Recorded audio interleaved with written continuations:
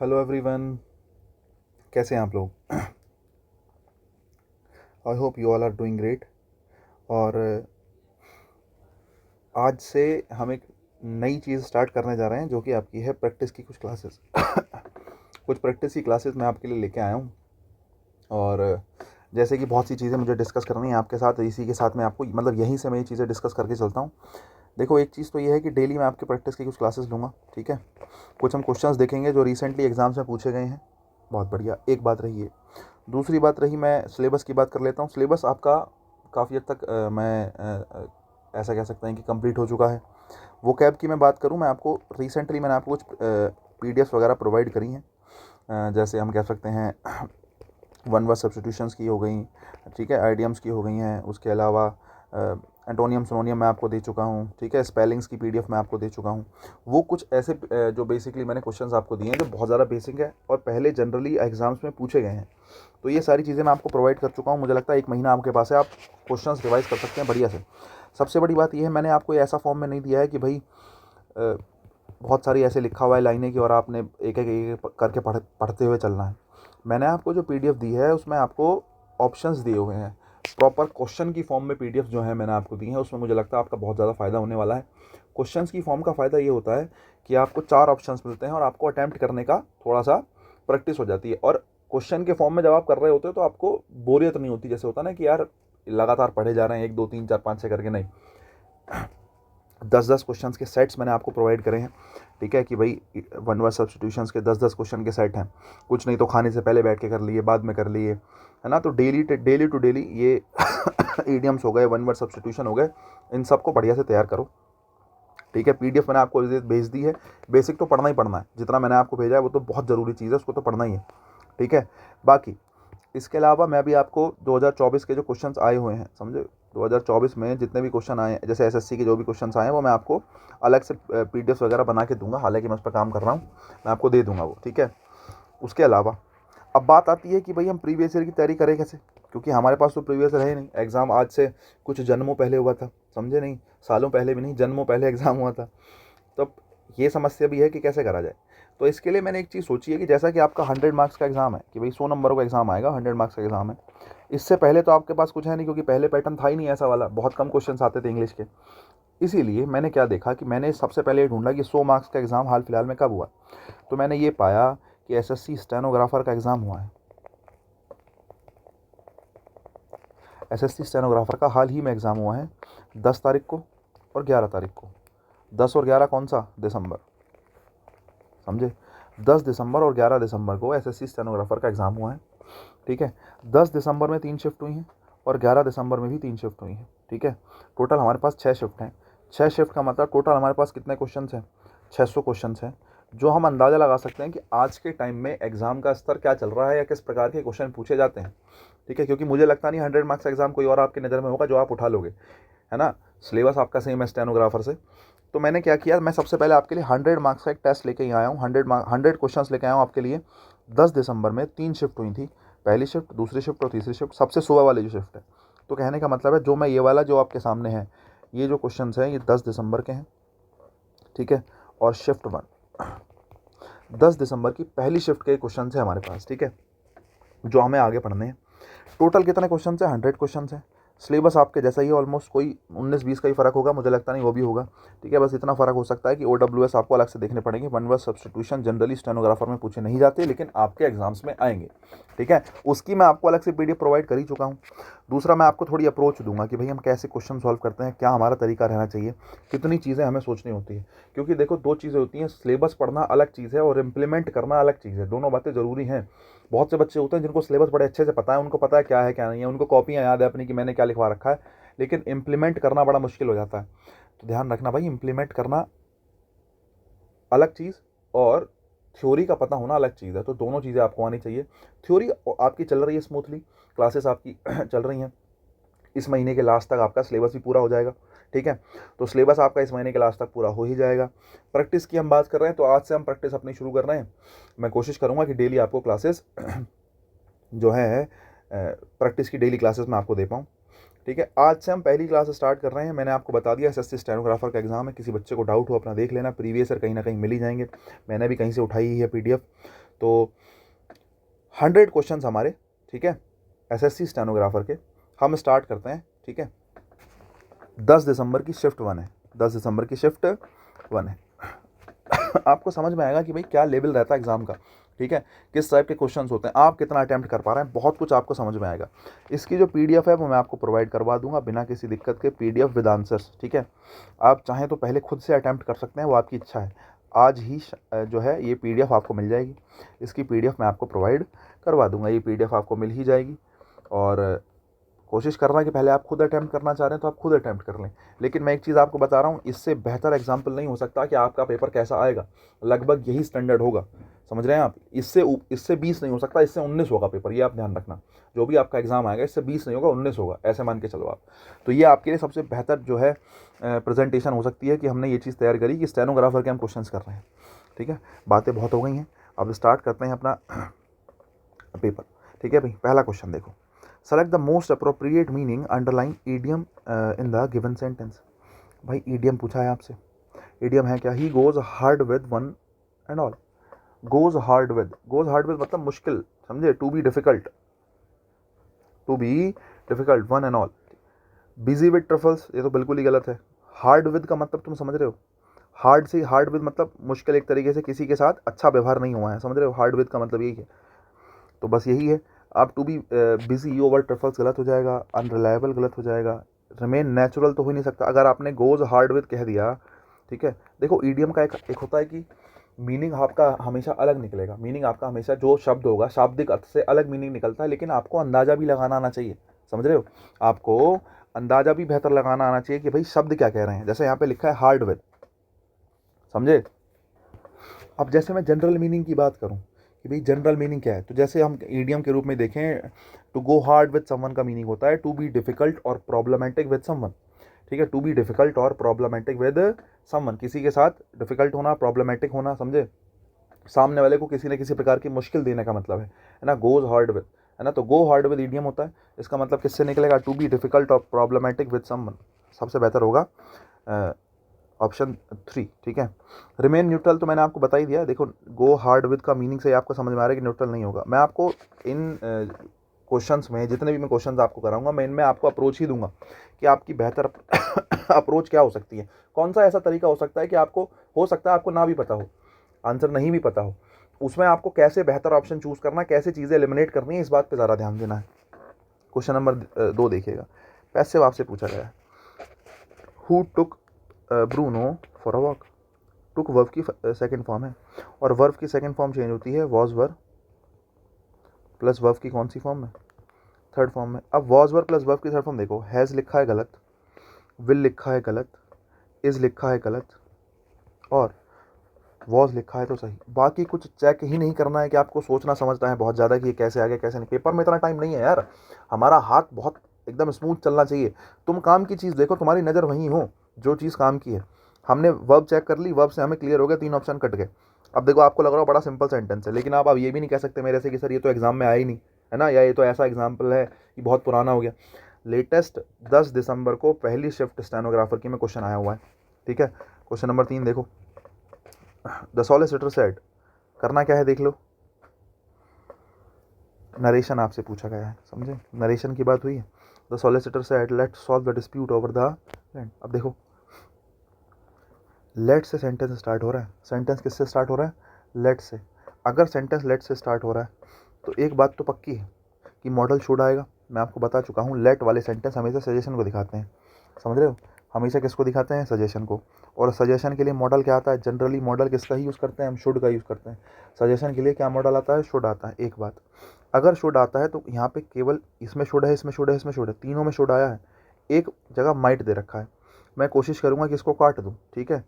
दूसरी बात, लेट वाला सेंटेंस इंपरेटिव सेंटेंस है, समझे। लेट वाला सेंटेंस कैसा होता है, इंपरेटिव सेंटेंस। और इंपरेटिव सेंटेंस में विश्ड का प्रयोग नहीं होता। किसका प्रयोग नहीं होता, विश्ड। देखो विश जो होता है ना, विश हो गया, ठीक है, प्रे हो गया, ठीक है, कर्स हो गया, ये जो सेंटेंस, ये जो शब्द होते हैं ये किस में होते हैं, ये ऑप्टेटिव सेंटेंसेस में यूज होते हैं, है ना। और विश जो शब्द है वो ऑप्टेटिव सेंटेंस में होता है। अगर आप लेटस कह रहे हो, लेट सॉल्व द डिस्प्यूट, तो ये बेसिकली एक प्रकार का सजेशन है कि चलो डिस्प्यूट सॉल्व करते हैं, ओवर द लैंड, ज़मीन के ऊपर जो भी विवाद है उसको सॉल्व करते हैं। तो यहाँ पे विश तो आ ही नहीं सकता, तो विश तो बिल्कुल ही गलत है, विश्ड बिल्कुल ही क्या है, गलत है। एक रही बात। दूसरी बात, हमने पहला ऑप्शन भी कट कर दिया, बचा हमारे पास तीसरा और चौथा। अब मैंने कहा लेट अस जो है सजेशन होता है, तो यहाँ पे एक तो सजेस्टेड लिखा है, एक ऑर्डर्ड लिखा है, एक तो सजेस्टेड लिखा है और एक क्या लिखा है, ऑर्डर्ड लिखा है। बताओ ज़रा क्या करा जाए भाई, सजेशन है तो सजेस्टेड ही कहो, ऑर्डर्ड क्या होगा, गलत होगा, ऑर्डर्ड क्या होगा, गलत होगा। लेटस वाला सेंटेंस सजेशन होता है, सजेस्टेड से बनेगा। देखो एक चीज़ मैं बता दूं आपको, यहाँ से आपको ध्यान रखनी है, जो लेट्स वाले सेंटेंस होते हैं, जो लेट वाला सेंटेंस होता है वो या तो सजेस्टेड से बनता है या फिर प्रपोज्ड से बनता है, या तो सजेस्टेड से या फिर किससे, प्रपोज्ड से, सजेस्टेड या प्रपोज्ड, और इनके साथ दोनों के साथ टू आता है अगर ऑब्जेक्ट लगाएंगे, सजेस्टेड टू या प्रपोज टू। ठीक है, एक बात ये रही। दूसरी बात यह है कि हमारे पास 3 ऑप्शन गलत हो गए, फिर हमारे पास तीसरा ऑप्शन बचा, यही हमारा आंसर है। ठीक है, ध्यान रखना। नेक्स्ट देखो, पैरा जंबल है भाई आपके सामने, जंबल सेंटेंसेस है, 4 सेंटेंस है और आपको बताना है कि कौन सा सही कौन सा गलत। बच्चे कहते हैं सर इसमें टाइम बड़ा लगता है, समझे, इसमें क्या लगता है, इसमें टाइम बहुत लगता है। देखो टाइम लगना मतलब टाइम तब लगेगा जब प्रैक्टिस ना करी हो, जब अप्रोच ठीक ना हो। आप चारों सेंटेंस को पढ़ रहे हो 2 बार 3 बार, तब आपको समझ में आ रहा है, ना ना ना ना, इतना नहीं सोचना है यार। पैरा जंबल्स को जब भी हम सॉल्व कर रहे होते हैं हमारे पास कुछ की पॉइंट्स होते हैं, हमें उन्हीं बातों का ध्यान रखना है। तो मोस्ट ऑफ द सेंटेंसेस आपके पहली नज़र में ठीक हो जाएंगे, जितना मैं समझता हूँ। ठीक है, दिक्कत कहाँ कहाँ आती, क्या क्या होता है। देखो एक चीज़ ध्यान रखो, जैसे मैंने कहा कि जैसे यहाँ पे हाउएवर से स्टार्ट हुआ, हाउएवर क्या होता है, हाउएवर की हिंदी होती है बहरहाल, है ना। हाउएवर क्या होता है, बहरहाल होता है। जैसे जब आप कोई सेंटेंस को अपनी कोई बात शुरू कर रहे हो तो जनरली देखो, मैं ये नहीं कह रहा ये जो है पहला नहीं हो सकता, स्टार्टिंग यहाँ से नहीं हो सकती। मैं ये कह रहा हूँ अगर आप हाउएवर से कोई बात स्टार्ट कर रहे हो, बहरहाल ऐसा है कि, हाउएवर से सेंटेंस के स्टार्ट होने की पॉसिबिलिटी कम है। समझे, पहले कोई बात कहोगे, बोले राम ने पढ़ाई तो नहीं करी, बहरहाल वो पास हो गया, तो ये जो हाउएवर वाला सेंटेंस है ये हो सकता है कि बाद में आए। प्रोबेबिलिटी इस बात की ज़्यादा है कि ये सेंटेंस स्टार्टिंग नहीं हो सकता, मान के चलना है। आगे चलो, मैं और कुछ बातें बताता हूँ। देखो आपने कहा T was originated in China bye it's rural, जो भी रूलर जो है उनका नाम दे रखा है। India also has the credit of, अब देखो इंडिया के पास क्रेडिट है, आप कह रहे हो also has the credit, India के पास जो है क्रेडिट किसका भी है, वर्ल्ड लार्जेस्ट प्रोड्यूसर किसका, चाय का। India also has the credit of being world's largest producer. अब मुझे बताओ, बात चल रही है चाय की, अगर तुम सेंटेंस सी से शुरुआत कर दो, इंडिया जो है सबसे बड़ा लार्जेस्ट प्रोड्यूसर है किस चीज़ का, तुम्हें पता है, नहीं पता। एक कारण तो यह है कि कभी भी सी से स्टार्टिंग नहीं हो सकती, समझे। दूसरी बात यह है कि यहाँ पे ऑल्सो आ गया, ये ऑल्सो इस बात को बता रहा है India also has the credit, India के पास इस बात का भी क्रेडिट है कि वो सबसे बड़ा प्रोड्यूसर है। अब ऑल्सो लगा दिया, इस बात का मतलब कुछ और भी तो बात होगी, तभी तो ऑल्सो आएगा। पहली बात में ही ऑल्सो लगा दोगे क्या। मैं आपसे ये कह सकता हूँ कि भाई, जो आप ये कह सकते हो इंडिया में सबसे ज़्यादा चाय कंज्यूम करी जाती है और इंडिया के पास सबसे ज़्यादा चाय प्रोड्यूस करने का भी क्रेडिट है। तो ये जो ऑल्सो है ये पहले सेंटेंस में कभी नहीं आएगा, पहली बात के बाद ऑल्सो आ सकता है। यही कारण है कि सेंटेंस किससे स्टार्ट नहीं हो सकता, सी से स्टार्ट नहीं हो सकता। अपना ऑप्शन डी देखो, आपने कहा दिस इज बिकॉज, इसी वजह से, दिस इज बिकॉज की हिंदी क्या होगी, इसी वजह से, है ना। अब because of, this is because of क्या, ट्रॉपिकल एंड सब tropical climate present here. Here यहाँ पर जो प्रेजेंट है, हेयर किसके लिए आया, कहाँ पर प्रेजेंट है, बताओ। क्या कभी भी सेंटेंस डी से स्टार्ट हो सकता है, सोच के बताओ। This is because of tropical and सब ट्रॉपिकल क्लाइमेट प्रेजेंट हेयर, यहाँ पर जो प्रेजेंट है ट्रॉपिकल और सब ट्रॉपिकल क्लाइमेट, यहाँ पर मतलब कहाँ पर, इंडिया में, चाइना में, कहाँ, कुछ पता ही नहीं है। और नहीं पता है तो भाई आपको समझदारी इस बात में भी है कि सेंटेंस डी से भी स्टार्ट नहीं हो सकता, ना तो सी से ना डी से। बची बात एक ही बची बात किसकी, बी की। मैंने आपको बताया कोशिश करना है कि हाउ एवर से सेंटेंस स्टार्ट ना हो, क्यों, क्योंकि आप बहरहाल से बात स्टार्ट नहीं करोगे।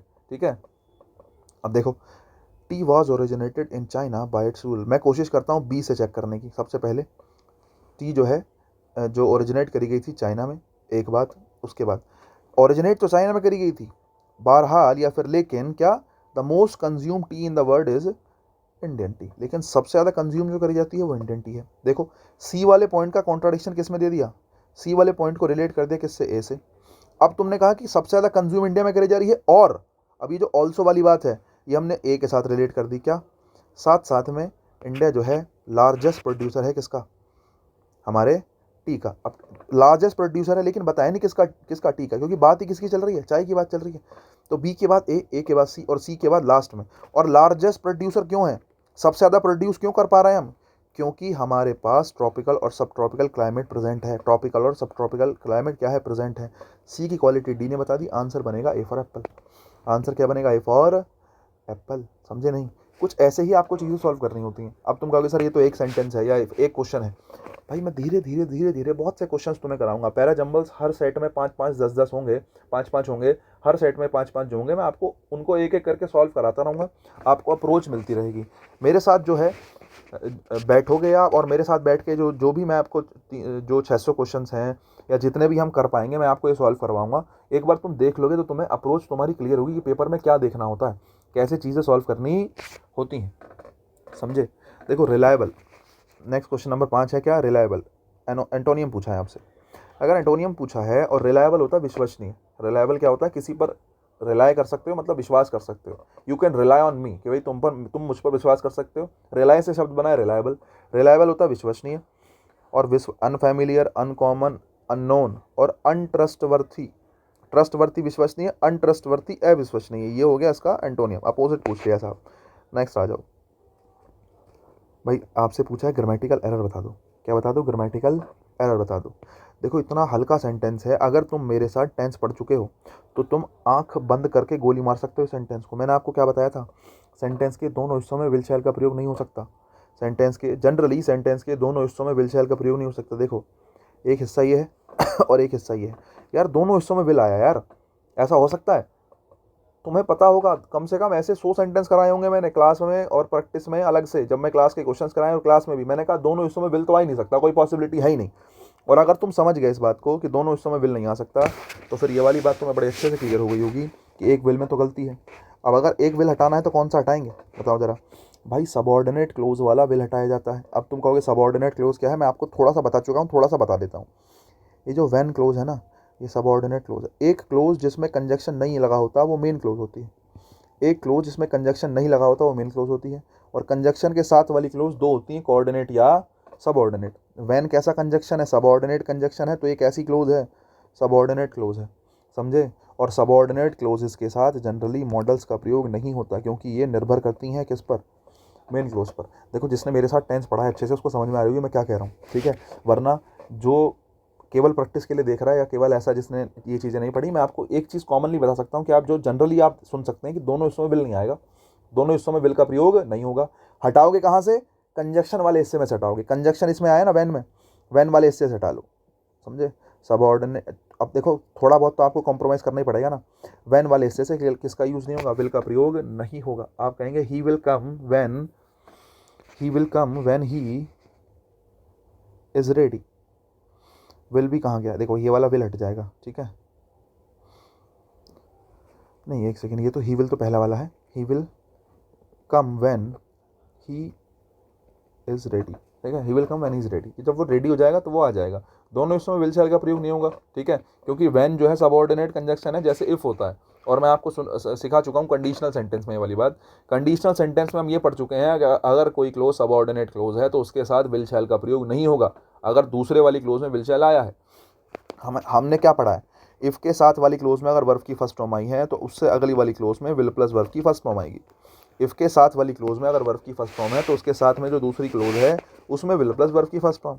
अब देखो यहाँ पे इफ़ नहीं है तो वैन है। अब तुम कहोगे सर इफ़ और वैन को सेम कैसे मान लें, भाई सेम नहीं है लेकिन प्रॉपर्टीज सेम है। इफ़ और वैन दोनों के दोनों सबऑर्डिनेट कंजक्शन है, तो अगर मैं यहाँ पे वैन भी लिख दूँ तो कोई फर्क पड़ेगा नहीं। वैन वाले हिस्से में वर्ब की फर्स्ट फॉर्म और दूसरे वाले हिस्से में विल प्लस वर्ब की फर्स्ट फॉर्म। यहाँ विल प्लस वर्ब की फर्स्ट फॉर्म दे ही रखा है, तो वैन वाले हिस्से में वर्ब की कौन सी फॉर्म आनी चाहिए, फर्स्ट फॉर्म। मैंने विल हटाया और फर्स्ट फॉर्म लिख दिया। अब कहोगे सर बी क्यों नहीं लिखा, अरे बी अकेला लिखा नहीं जा सकता है ना, बी जो है अकेला लिखा नहीं जा सकता। बी की फर्स्ट फॉर्म लिखी जाती है। बी वर्ब की फर्स्ट फॉर्म क्या होती है, इज एम आर। समझे। बी वर्ब की फर्स्ट फॉर्म क्या होती है, is am are. Second form क्या होती है, वाज वर। थर्ड फॉर्म क्या होती है, बीन। और फोर्थ फॉर्म क्या होती है, बीइंग। समझे। बस इतनी सी कहानी है। ये आपको बात समझ में आ गई मुझे लगता है मैं क्या कह रहा हूँ। नेक्स्ट देखो, नेक्स्ट देखो क्वेश्चन नंबर हमारे पास क्या है, क्वेश्चन नंबर हमारे पास 7 है। 7 क्वेश्चन देखो। Our neighbor told my brother to keep an eye on their pet dog in their absence. To keep an eye on, keep मतलब रखना, आई मतलब आँख, और ऑन मतलब किसी पर आँख रखना मतलब किसी पर नज़र रखना, और नज़र रखने का मतलब है टू लुक आफ्टर समथिंग, किसी चीज़ का क्या रखना, लुक आफ्टर मतलब देखभाल करना। लुक आफ्टर क्या होता है, लुक आफ्टर होता है देखभाल करना। बहुत ज़्यादा सोचने की ज़रूरत नहीं है। Our never told me to look after something or someone, तो यहाँ पर केवल देखभाल करने के लिए दूसरा ऑप्शन चुन लो आप, टू लुक आफ्टर, ठीक है, बी फॉर बॉल, ठीक है। अब देखो यहाँ पर इग्नोर करना, वेट करना या अकम्पलिश करना, तीनों के तीनों ऑप्शन गलत हैं। लुक आफ्टर देखभाल करने के लिए ही ठीक होगा, ठीक है। नेक्स्ट देखो, ईडियम पूछा है अगले वाले में भी, ठीक है, और ईडियम हमारे पास है कहाँ, कुछ है क्या, 8 नंबर में हमसे क्या पूछ लिया गया है, देखना भी ज़रा कहीं है। अच्छा ठीक है, ये मीनिंग दिया गया है और उसके उस हिसाब से ईडियम बताना है कि ईडियम होगा क्या। बहुत बढ़िया, बहुत बढ़िया। भी देखो नेक्स्ट देखो क्या कह रहा है, extreme inflation in the country has led to a hike in the price of day to day commodity. बहुत ज़्यादा इन्फ्लेशन, महंगाई हो गई है देश में, जिससे क्या हो गया है, डे टू डे कमोडिटी जो डेली यूज़ की चीज़ें हैं उसके प्राइस में क्या हो गई, बढ़ोतरी हो गई है। It has made it difficult, है ना, it has made it difficult, और इसने क्या डिफ़िकल्ट बना दिया है, अब इसने डिफ़िकल्ट बना दिया है। क्या डिफ़िकल्ट बना दिया है, देखो भाई हमारे पास 4 ऑप्शंस हैं। वो कह रहा है कि भाई इन्फ्लेशन हो रही है, महंगाई हो रही है, महंगाई के चक्कर में जो रोज़मर्रा की जो चीज़ें हैं उनकी जो है प्राइसेस जो हैं वो बढ़ रहे हैं, और इससे क्या हुआ है, इससे बहुत ज़्यादा डिफ़िकल्ट हो गया है। क्या डिफ़िकल्ट हो गया है, अ ब्लेसिंग इन डिस्गाइज, पहला ऑप्शन है अ ब्लेसिंग इन डिस्गाइज। क्या कहेंगे भाई, देखो ब्लेसिंग इन डिस्गाइज क्या होता है मैं आपको बताता हूँ। एक ऐसी मिस्टेक जो बिल्कुल क्लियर है, एक आपसे कोई गलती हुई है, लेकिन इवेंचुअली लास्ट में आके वो गलती जो है वो गलत ना होकर सही प्रूफ हो जाए, उसका रिजल्ट अच्छा आ जाए, ठीक है। मैं लिख देता हूँ, देखो आपके लिए, एन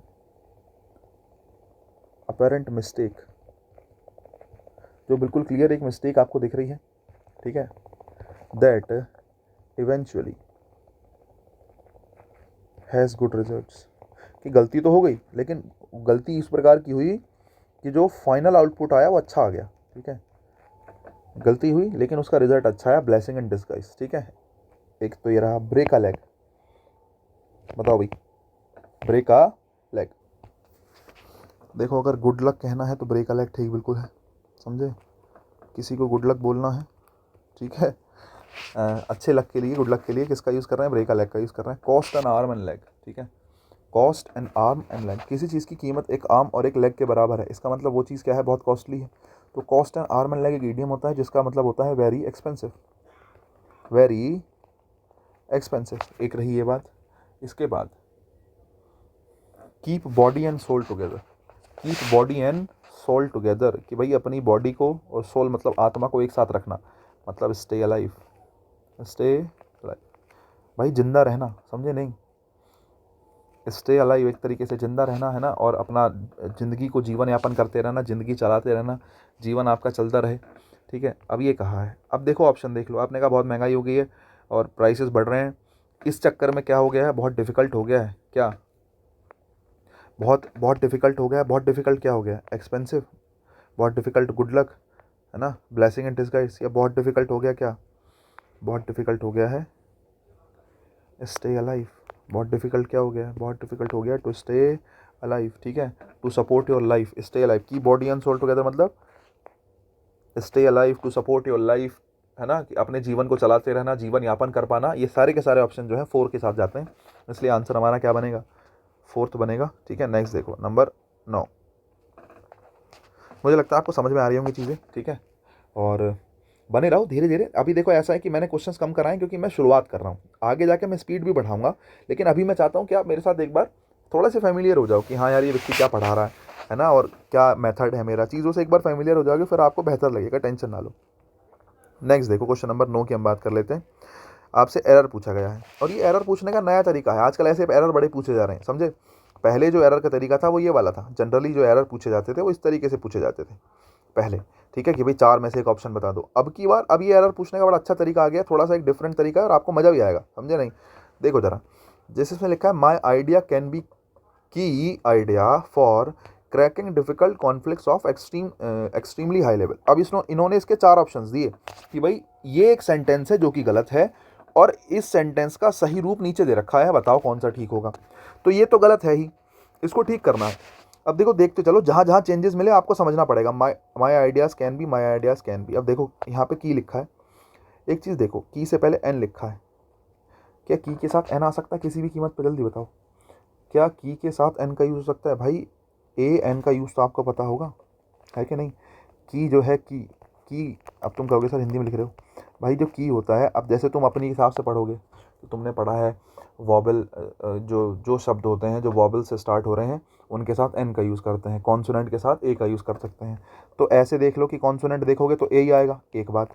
हालांकि मैंने आपको सिखाया इस तरीके से चेक नहीं करते हैं, किसी भी शब्द से पहले आर्टिकल ए आएगा या एन आएगा उसका हिंदी रूपांतरण बताता है, ठीक है। की को हिंदी में लिखेंगे की, है ना, क्या लिखेंगे की। और कै क्या है? कै जो है वो क्या है? वॉबल है, कॉन्सोनेंट है, स्वर है, व्यंजन है, व्यंजन है। और व्यंजन के साथ क्या आता है? व्यंजन के साथ ए आता है। क्या आता है? व्यंजन के साथ ए आता है।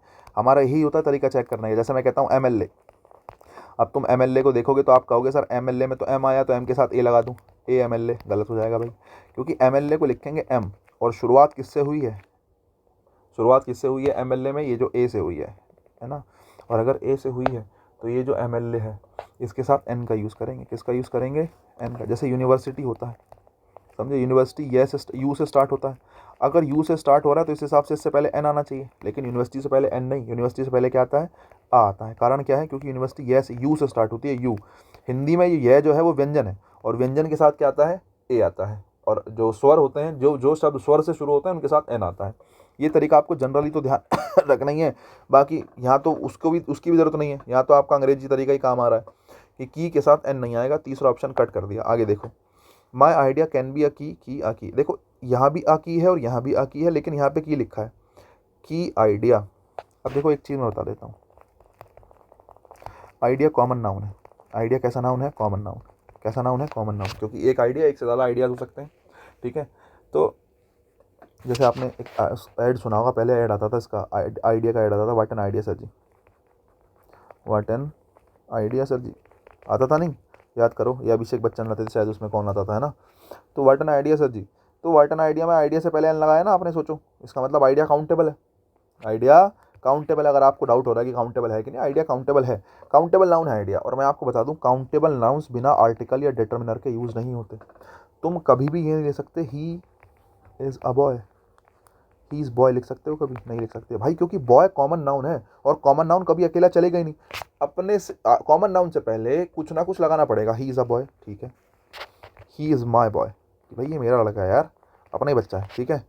या मैं जैसे कह रहा हूँ he is child, he is a child, गलत है भाई, बिल्कुल सेंटेंस गलत ही है। क्यों? चाइल्ड से पहले कुछ लगाओ तो सही। चाइल्ड कॉमन नाउन है, कॉमन नाउन से पहले कुछ तो लगाओगे। ही इज़ अ चाइल्ड, सही है अब sentence. He is my child, सही है सेंटेंस, समझे। ही इज़ योर चाइल्ड, सही है सेंटेंस। सारे ही सारे सही है, लेकिन कुछ ना कुछ लगाना पड़ेगा। यही मैं आपको यहाँ समझाना चाह रहा हूँ कि कॉमन नाउन से पहले कुछ ना कुछ आता जरूर है। कॉमन नाउन ऐसे नहीं चलेगा, कॉमन नाउन बिना आर्टिकल के प्रयोग ही नहीं होगा। सिंगुलर कॉमन नाउन बिना आर्टिकल के प्रयोग ही नहीं हो सकता। और अगर तुम्हें बात समझ में आ गई हो तो ये भी बात समझ में आई होगी कि यहाँ पर की से पहले आर्टिकल है ही नहीं, और की से पहले आर्टिकल नहीं है, इसलिए दूसरा ऑप्शन भी क्या है? गलत है। दूसरा ऑप्शन भी क्या है? गलत है। बात बचती है पहले और चौथे की, बात बचती है पहले और चौथे की। आगे चलो। की idea for cracking difficult conflicts of extremely. Extremely से पहले ए आया, एक्सट्रीमली से पहले एन आया। एक्सट्रीमली, एक ऐसी लिखोगे ना तो किससे स्टार्ट हुआ है? स्वर से, व्यंजन से, स्वर से, और स्वर से स्टार्ट होता है तो एन आता है, ठीक है। ए नहीं आएगा, एन आएगा, और अगर एन आएगा तो फिर कोई दिक्कत की बात ही नहीं है। ऑप्शन कौन सा ठीक हो गया? चौथा, समझे, बहुत बढ़िया। इतनी सी बात थी। नेक्स्ट देखो, फिर से पैरा जंबल लाया हमारे सामने कि भाई कुछ जंबल हैं सेंटेंसेस, और उसने कहा आर फिक्स है। उसने कहा पहला सेंटेंस मैं बता के दे रहा हूँ कि भाई पहला सेंटेंस तो आर होगा। आर के बाद तुम्हें देखना है कि आर के बाद जो सेंटेंसेस होंगे ये तुम्हारे हिसाब के हैं कि नहीं है। आर तो अपनी जगह क्या है? फिक्स है। इसके बाद देख लो 4 सेंटेंस तुम्हारे में कौन से आएंगे। Man usually make more decisions. आपने कहा मैन जो है वो usually make more decision, generally वो ज़्यादा डिसीजन लेते हैं, है ना। Since man play a bigger role in. अब इसके बाद इसको किससे जोड़ोगे? मेन चीज़ है कि आर के साथ किसका पेयर बनेगा, ए का, बी का, सी का या डी का। सोच के देखो, man usually make more decision, generally man जो है वो ज़्यादा डिसीजन लेते हैं। And certainly the most important ones, और जनरली वो कैसे मोस्ट इंपॉर्टेंट डिसीजंस लेते हैं। देखो आपको समझ में आ रहा होगा कि भाई आर के साथ ए का पेयर बन सकता है। मैन इंपॉर्टेंट डिसीजन लेते हैं, ठीक है नहीं, मोर डिसीजन लेते हैं, और इंपॉर्टेंट डिसीजन कौन लेते हैं, मैन लेते हैं, आप ये कहना चाह रहे हो। तो इस वाली जो आर है, इस आर को ए से रिलेट करके देखो, परफेक्ट मीनिंग बन रहा है। हालांकि चलो माना मीनिंग परफेक्ट नहीं भी हो, मैं और कुछ भी चेक करके देख लेता हूँ, मैं और भी चीज़ें चेक करके देख लेता हूँ। देखो ध्यान से देखो। Since men play a bigger role in, men usually make more decisions since men play a bigger role in earning a livelihood in most part of the world. अब देखो तुम एक बात तो समझ रहे होंगे,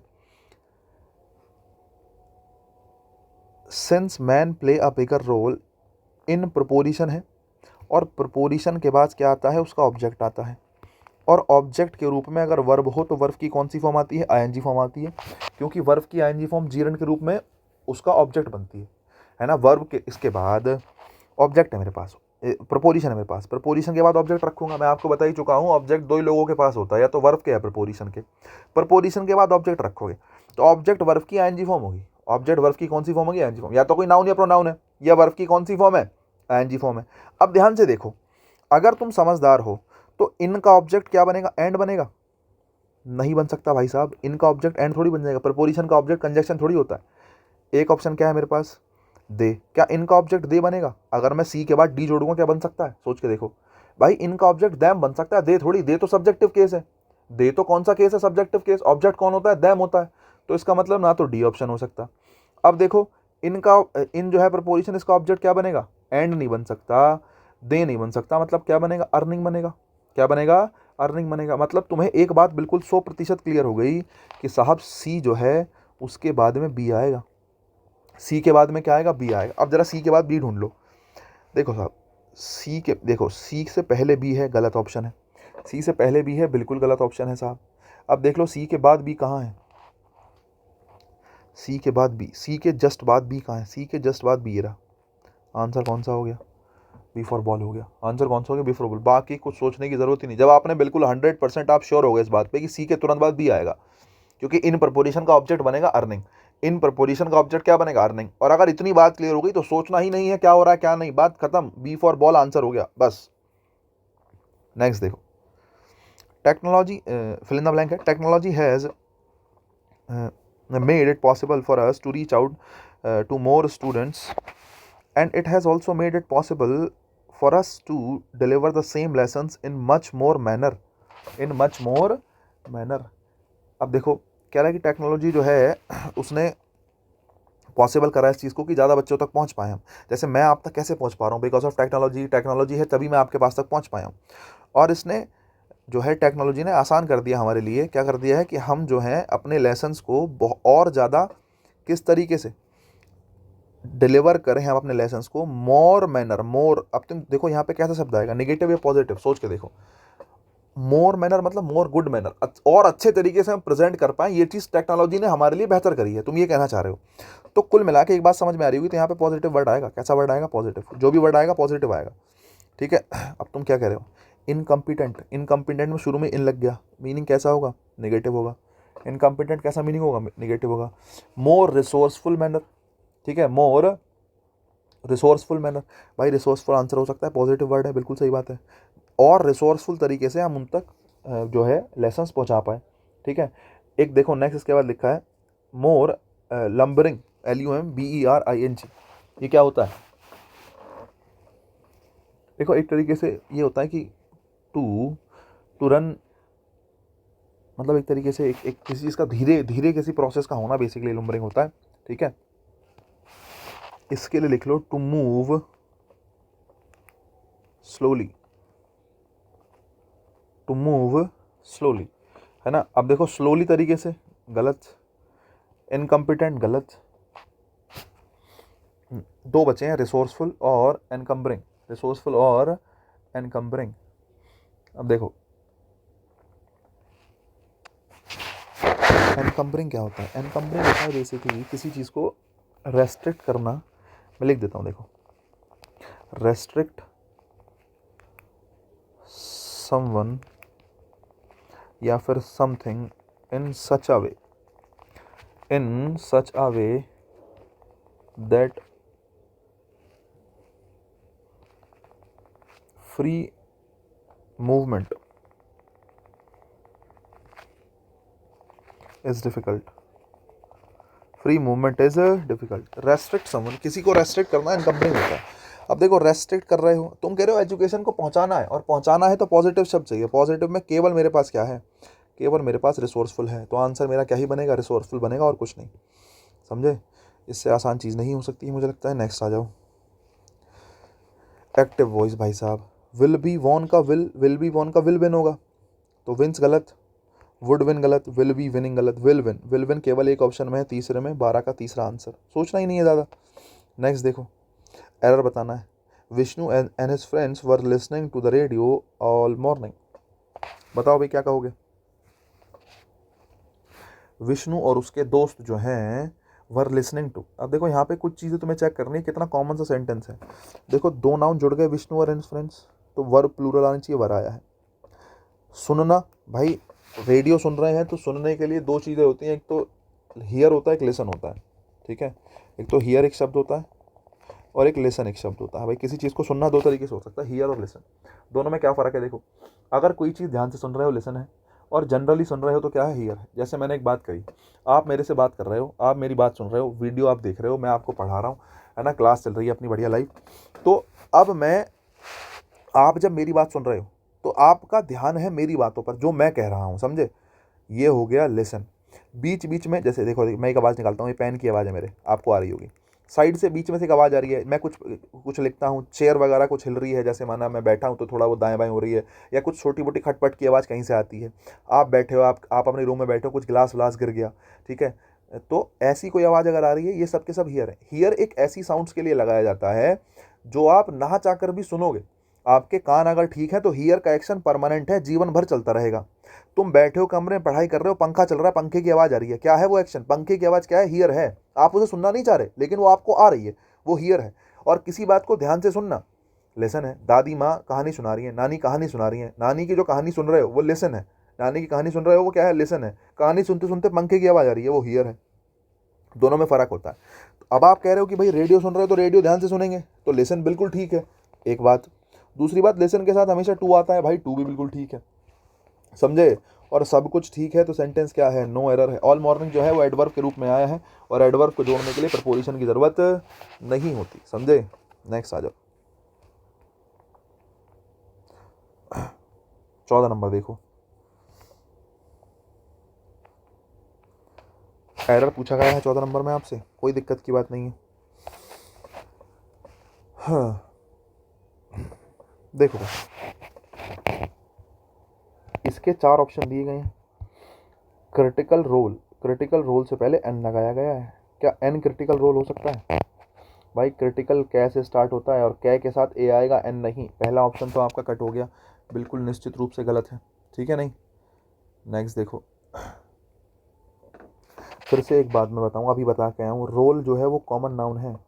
रोल क्या है, कॉमन नाउन है, सिंगुलर कॉमन नाउन। और कॉमन नाउन बिना आर्टिकल के यूज नहीं होता, आर्टिकल या डिटर्मिनर कुछ ना कुछ चाहिए, यहाँ पे है ही नहीं, गलत हो गई बात। A an the my your his her this that these दो, भाई कुछ तो लगाओ, लगाना पड़ेगा, बिना उसके काम नहीं चलेगा, लगाना तो पड़ेगा कुछ ना कुछ, समझे। तो प्लेस क्रिटिकल रोल गलत है, a critical role, the critical role, कुछ तो लगाओगे। आ या दा कब आएगा वो तो अलग बात है, लेकिन कुछ ना कुछ लगाना पड़ेगा। 2 ऑप्शन गलत हो गए, 2 बचे भाई साहब।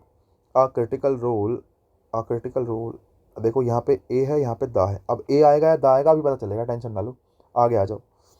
अलॉन्ग विद ये फॉर द ब्रेन्स। देखो अब देखो, यहाँ पे आया है फॉर द ब्रेन, और यहाँ पे आया फॉर ब्रेन। ब्रेन भी तो नाउन है, समझे, ब्रेन भी तो कॉमन नाउन है, और कॉमन नाउन से पहले आर्टिकल डिटरमिनेंट कुछ आया ही नहीं, और कॉमन नाउन से पहले आर्टिकल डिटरमिनेंट नहीं आया, तो चौथा सेंटेंस भी क्या है, गलत है। और अगर चौथा भी गलत है तो ब्रेन से पहले दा आया, ये ठीक है, और भाई क्रिटिकल रोल से पहले ए आया, ये भी ठीक है, समझे। देखो मैं बताऊँ, अगर मैं पेपर सॉल्व कर रहा होता तो मैं यहीं पे छोड़ देता सेंटेंस, मुझे आगे जाना ही नहीं था, यहाँ से आगे पढ़ने की ज़रूरत भी नहीं थी। पता है पूछो क्यों, क्योंकि क्रिटिकल रोल, देखो इस रोल के बारे में कुछ बताया गया, इस रोल के बारे में कुछ इन्फॉर्मेशन दी गई, मुझे बताओ। आप किसी नाउन को कैसे डेफिनेट इंडेफिनेट मानेंगे, बताओ ना। मैंने कहा एक शब्द है रोल, जैसे मैं कहता हूँ he is he is a boy, और मैं कहता हूँ he is a boy who help me. दो सेंटेंस है, अगर तुम इन दोनों सेंटेंसेस को देखोगे तो तुम्हें एक बात ज़रूर समझ में आएगी। पूछो क्या? इन दोनों सेंटेंसेस को देखने पे एक बात समझ में आएगी। यहाँ पे बॉय बॉय कॉमन नाउन है, आर्टिकल ए आया, बिल्कुल ठीक है, लेकिन बॉय डेफिनेट नहीं। बॉय कैसा है यहाँ पे?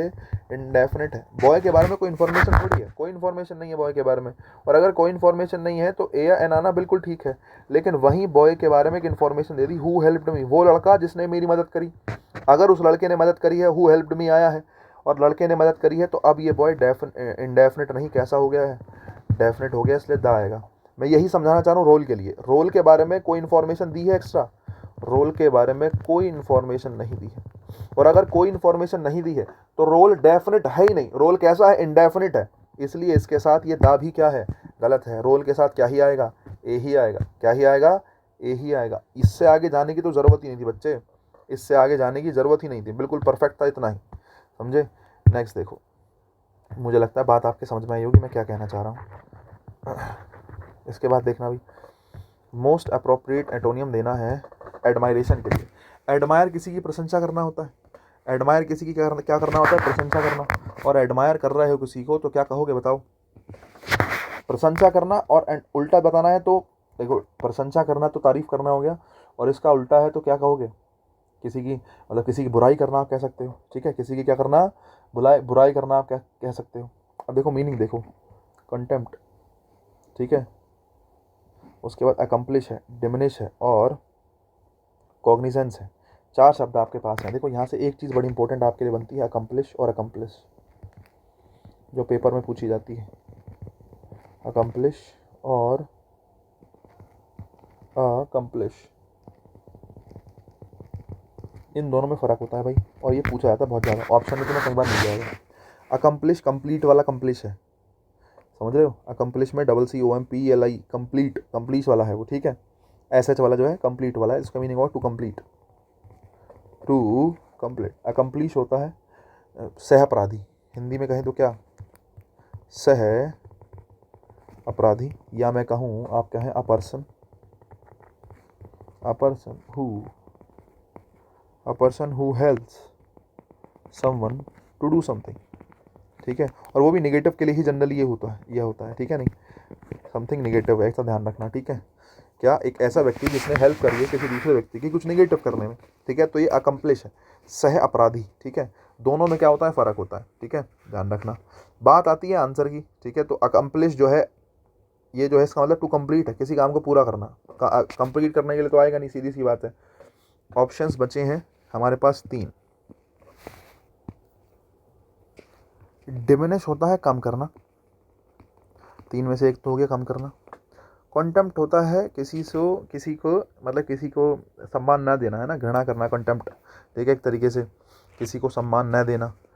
और कॉग्निजेंस होता है हमारा, आप ऐसे मान के चलें, कॉग्निजेंस बेसिकली पॉजिटिव वर्ड है, और इसका मतलब होता है कि एक तरीके से कंप्लीट नॉलेज ऑफ समथिंग, ठीक है, कंप्लीट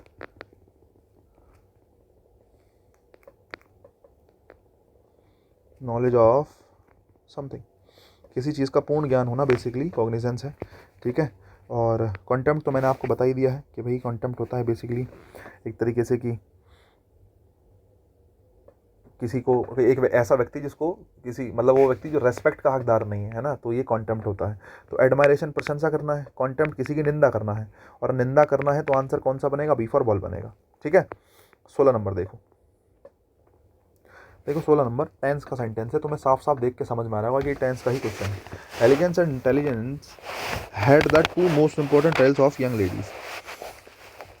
क्या कहोगे? देखो अगर तुम्हें टेंस समझ में आता है तो मैं तुम्हें एक बात बताऊं, 2 चीज़ें बताई हैं, एलिगेंस और इंटेलिजेंस, ठीक है, एलिगेंस और इंटेलिजेंस। अगर तुम समझदार हो और तुम्हें टेंस की नॉलेज नहीं भी है, तुम सिंगुलर प्लूरल से भी आंसर निकाल सकते हो बच्चे। एम नहीं आ सकता क्योंकि एम तो केवल आई के साथ आता है। दूसरी बात, 2 चीज़ें हैं एलिगेंस और इंटेलिजेंस, 2 अलग अलग चीज़ें हैं। हैज़ नहीं आएगा साहब किसी भी कीमत पे हैज़ आ ही नहीं सकता। हैज़ तो सिंगुलर के लिए आता है यार।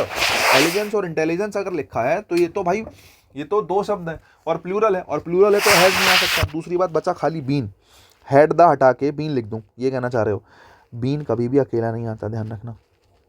बीन हो गया, वर्ब की थर्ड फॉर्म हो गई, है ना, ये हमेशा हेल्पिंग वर्ब के साथ यूज़ होते हैं, हेल्पिंग वर्ब के साथ यूज़ होते हैं, ध्यान रखना। कभी भी बीन वर्ब आपको अकेली रखी मिलेगी नहीं। बीन कभी भी बिना हेल्पिंग वर्ब के आ ही नहीं सकता यार। वर्ब की थर्ड फॉर्म, बीन वर्ब की कौन सी फॉर्म है? Third form. ध्यान रखना, वर्ब की थर्ड फॉर्म कभी भी मेन वर्ब के रूप में आई है, वो कभी भी बिना हेल्पिंग वर्ब के आ ही नहीं सकती। वर्ब की थर्ड फॉर्म को हेल्पिंग वर्ब के साथ रखना ही पड़ेगा। वर्ब की थर्ड फॉर्म है मतलब हैज हैव होना चाहिए, इज एम आर होना चाहिए, वाज वर होना चाहिए, कुछ ना कुछ होना जरूर चाहिए। वर्ब की थर्ड फॉर्म बिना किसके, बिना हेल्पिंग वर्ब के प्रयोग नहीं हो सकती। अगर तुम्हें ये वाली बात पता है तो ए गलत, बी गलत और डी गलत, बचा क्या? सी। आंसर बनेगा आर। आंसर क्या बनेगा? आर। दूसरी बात, अगर यहाँ से समझ में नहीं आया, माना कि ऑप्शन अच्छे दे देता एग्जामिनर, मेरे जैसा कोई व्यक्ति होता जो अच्छे ऑप्शन रख देता, तो क्या होता? तो ये होता, elegance and intelligence are the two most important traits of young lady. अब यंग लेडीज़ के बारे में कोई बात बताई गई है यार, किसी के बारे में कोई इन्फॉर्मेशन दी गई है, प्रेजेंट इंडेफिनिट तो है। मैं अपने बारे में इन्फॉर्मेशन देता हूँ कि मैं क्या कहूँगा, I am a teacher, I am a teacher, कि मैं एक टीचर हूँ। ये एम क्यों आया? वर्ब की फर्स्ट फॉर्म क्यों आई? बेसिक इन्फॉर्मेशन किसी के बारे में दे रहे हो, वर्ब की कौन सी फॉर्म है? फर्स्ट फॉर्म है। पास्ट की नहीं, ऐसी इन्फॉर्मेशन जो आज कल परसों हमेशा के लिए सही है, समझे। एलिगेंस और इंटेलिजेंस जो है मोस्ट इंपॉर्टेंट ट्रेट्स हैं, ठीक है, नहीं किसके? यंग लेडीज़ के। तो सीधी सीधी बात है, ये इन्फॉर्मेशन आज कल परसों हमेशा के लिए ठीक है, और हमेशा के लिए ठीक है वर्ब की कौन सी फॉर्म? First form. और यही कारण है कि किसका यूज़ किया गया? आर का यूज़ किया गया। किसका यूज़ किया गया? आर का यूज़ किया गया है। आंसर बन गया तीसरा, ठीक है। नेक्स्ट देखो, हिंड शब्द है, हिंड, और इसका सिनोनियम पूछा है हिंड का, ठीक है। क्या हो सकता है? देखो, हिंड जो होता है बेसिकली, जो जैसे चार पैर वाला एनिमल होता है ना, उसके पीछे के जो दो पैर होते हैं उसको हिंड बोल देते हैं, ठीक है, नहीं। हिंड जो है बेसिकली क्या होता है? Used for animal legs, use for animal legs at the back. पीछे के दो बेसिकली जो पैर होते हैं उसको हिंड बोलते हैं, ठीक है। फोर, फोर जैसे आप कहते हैं फोर हेड, माथे के लिए फोर हेड का यूज़ करते हैं। फोर मतलब होता है आगे का, फ्रंट वाले के लिए, ठीक है। आपसे सिनोनियम पूछा है, अपोजिट होता तो फोर आ सकता था एक बार को, कि फोर मतलब आगे का, हिंड हो गए पीछे के दो पैर, तो फोर तो हो नहीं सकता, फोर तो आगे के लिए आता है। एंटीरियर, एंटीरियर होता है बेसिकली फ्रंट ऑफ समथिंग, ठीक है। एक होता है गाड़ी का इंटीरियर, एंटीरियर, इंटीरियर मतलब अंदर का, एंटीरियर मतलब बाहर का, बाहर मतलब फ्रंट का, ठीक है, नहीं।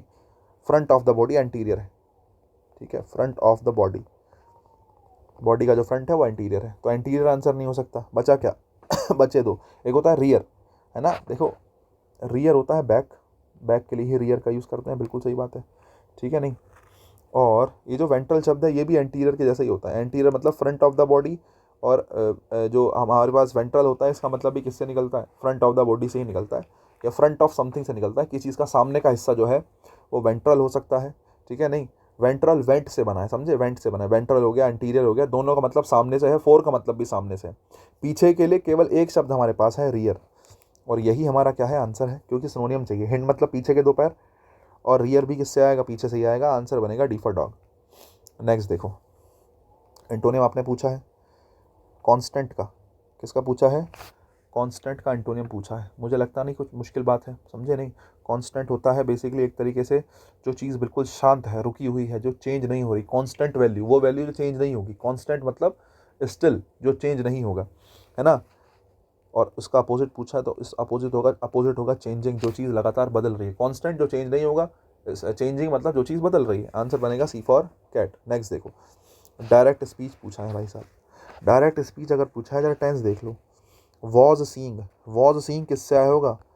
Is am are plus verb की आईएनजी फॉर्म से तुमने क्या बनाया होगा? वॉज सीइंग बनाया होगा। सोचो ना, is am are was verb plus I N G form है, किससे बना होगा? जब इनडायरेक्ट है, इनडायरेक्ट से डायरेक्ट बनाना है, इनडायरेक्ट से डायरेक्ट बनाना है, तो was verb plus I N G form किससे आया होगा? Is am are plus I N G form से।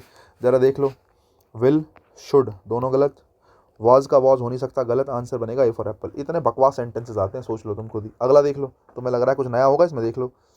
The customer asked the tailor will you have the dress ready by Tuesday. भाई विल आया है, क्वेश्चन में क्या आया? विल आया है, यू आया है, यू सेकंड पर्सन है, टेलर के हिसाब से किस में चेंज होगा? ही में, ही में, ही में, ही में, ठीक है।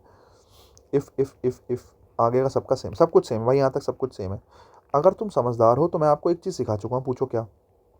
एक चीज़ मैं आपको ये सिखा चुका हूँ कि कभी भी डायरेक्ट से इनडायरेक्ट बनाते हैं तो जो हेल्पिंग वर्ब है वो हमेशा सब्जेक्ट से कहाँ रखी होती है?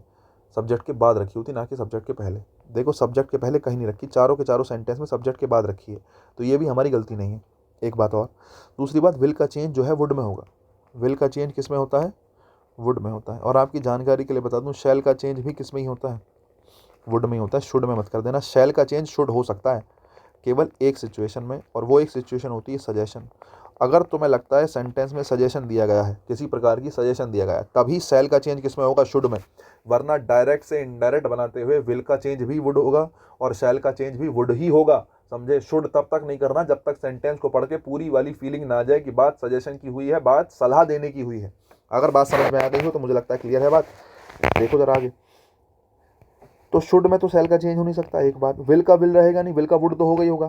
दो ऑप्शन तो गलत हो गए, पहला गलत तीसरा गलत, बचा दूसरा चौथा। He would have. अब देखो ही वुड के बाद हैव आया ना, यहाँ पे लाइक कहाँ से आ गया भाई? लाइक टू हैव कहाँ से आ गया? लाइक आया कहाँ से? लाइक तो है ही नहीं, जो चीज़ है नहीं तुमने कैसे लगा दी? गलत। आंसर क्या बनेगा? दूसरा, बी फॉर बॉल। आंसर क्या बनेगा? बी फॉर बॉल बनेगा, समझे? तो ये कुछ कहानी है आपके सामने, मुझे लगता है। ठीक है, चलो खैर, आज हमने 20 ही क्वेश्चन डिस्कस करें। मैं इससे आगे निकलूंगा ना तो थोड़ा मुश्किल हो जाएगी। मुश्किल इन द सेंस कि लंबा खींचा जाएगा वो। तो 20 क्वेश्चन हमने आज डिस्कस करें, अगली क्लास में 30 करेंगे। टेंशन ना लो, थोड़ा सा खींचेंगे। आज तो मैंने पहली क्लास थी तो आपको चीज़ें समझाई भी हैं, क्या हम करेंगे क्या नहीं। मुझे लगता है आपको मज़ा आया होगा, मैंने क्या कराया क्या नहीं कराया। मैंने कोशिश तो करी है कि आपको मैं कुछ बेहतर दे पाऊँ। बाकी it's all up to you. You can basically give your suggestions, जो भी आपके पास हैं, जो भी आपके सजेशंस हैं, आप मुझे निश्चित रूप से दीजिएगा। हाँ सर, ये वाली बात ऐसा है, ये वैसे है। ठीक है, मैं पढ़ूंगा ही इन सब चीज़ों को। और बाकी क्वेश्चंस यार ज़रूर, मतलब मैं चाहता हूँ कि मेरे साथ आप कुछ क्वेश्चंस अटैम्प्ट कर लें, जिससे थोड़ी आपकी अप्रोच बेहतर हो जाए। आपको आता है, बड़ी अच्छी बात है यार, लेकिन मेरे साथ थोड़ी अप्रोच के लिए बैठ जाओ, जिससे तुम्हें कहीं ना कहीं बेसिक फ़ायदा होगा। ठीक है, पेपर में अटैम्प्ट करते वक्त 100 चीज़ों में। एक चीज़ और मैं आपसे कहना चाहता हूँ, सिलेबस पढ़ना अलग चीज़ है बच्चे, प्रैक्टिस करना अलग चीज़ है। प्रैक्टिस अपने एंड से खुद करो। तुम्हारे पास मैंने आपको क्लासेस में इससे पहले वाली में खूब बताया है कि आप क्या कर सकते हो, कि भाई ऑनलाइन सेट्स खरीद लो, ये टेक्स्ट बुक वगैरह की सीरीज़ वगैरह आती हैं, ये ले सकते हो, है ना। अब आपका जो भी 100, 150, 200 रुपये का सब्सक्रिप्शन है अपना, वो ले लो और क्वेश्चंस लगाओ बहुत सारे। जितने क्वेश्चंस आप सॉल्व करोगे उतना बेहतर रहेगा पेपर के लिए, समझे। 1 महीना है, खूब प्रैक्टिस करो जितनी कर सकते हो। Practice makes a man perfect भाई। आप अच्छी प्रैक्टिस करोगे तभी आपको पेपर में बैठ के लगेगा कि हाँ ये चीज़ मेरे लिए ईजी है, वरना तो मुश्किल रहेगी रहेगी। ठीक है, कॉन्सेप्ट्स की बात यह है कि भाई मैं आपको कहीं से कहीं तक कम नहीं छोड़ूंगा कॉन्सेप्ट में। चीज़ों को मैं आपको बढ़िया बताऊंगा कि कैसे हम कर सकते हैं सॉल्व। जैसे पेपर में हम बैठ के सॉल्व करते हैं, मेरी क्या अप्रोच रहती है, मैं जनरली आपको अपनी अप्रोच ही दे रहा हूँ। ठीक है, आप ऐसा मान के चलो। बाकी आज के लिए इतना ही रखते हैं यार, बाकी काम कल करते हैं। कल मिलते हैं, इसी सेट को आगे बढ़ाएंगे। ठीक है, 30, 35, 40 क्वेश्चन जो भी हमारे से होंगे कल, वो हम करेंगे सॉल्व। आज के लिए गाइस इतना ही रखेंगे, बाकी काम कल करते हैं। फिलहाल के लिए सभी को बाय बाय।